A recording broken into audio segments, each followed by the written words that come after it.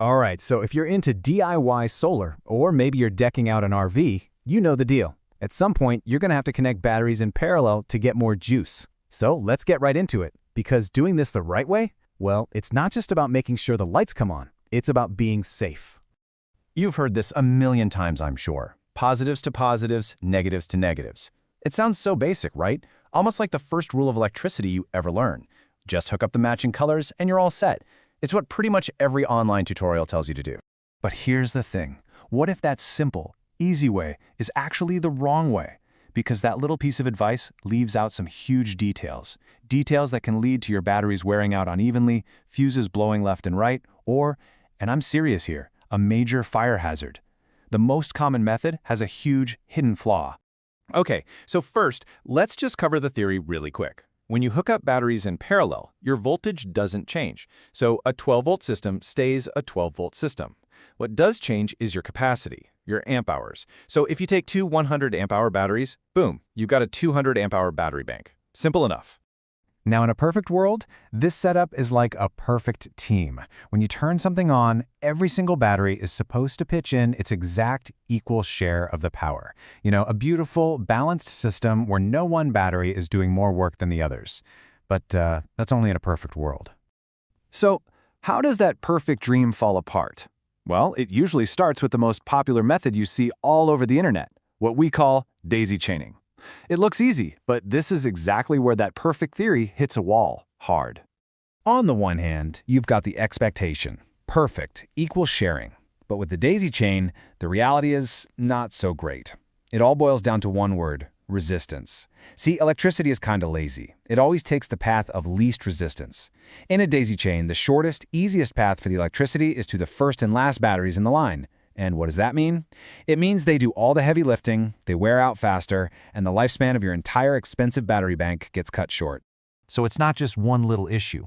Daisy chaining opens up a whole list of safety problems. You've got that uneven current sharing we just talked about, but you also risk something called inrush current. That's that big initial zap of power that can cause some pretty scary sparks.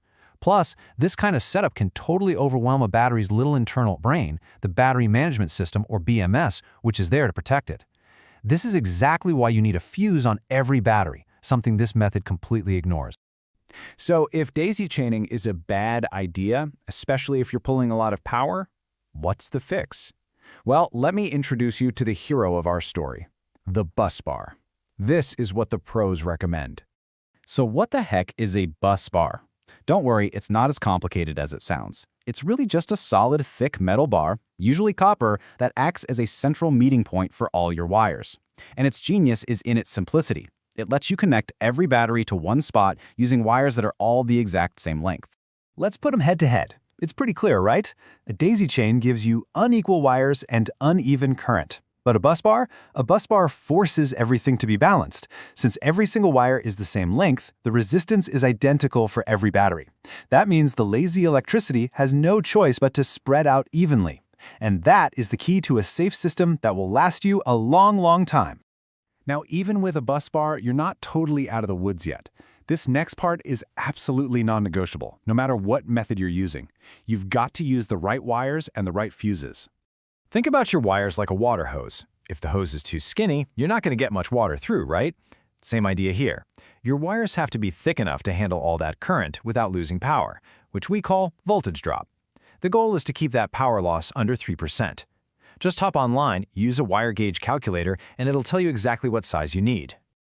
Okay, now listen up, because this might be the single most important safety tip here.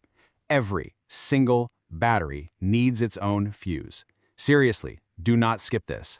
The fuse is the little bodyguard that sacrifices itself to protect your very expensive battery if there's ever a short circuit.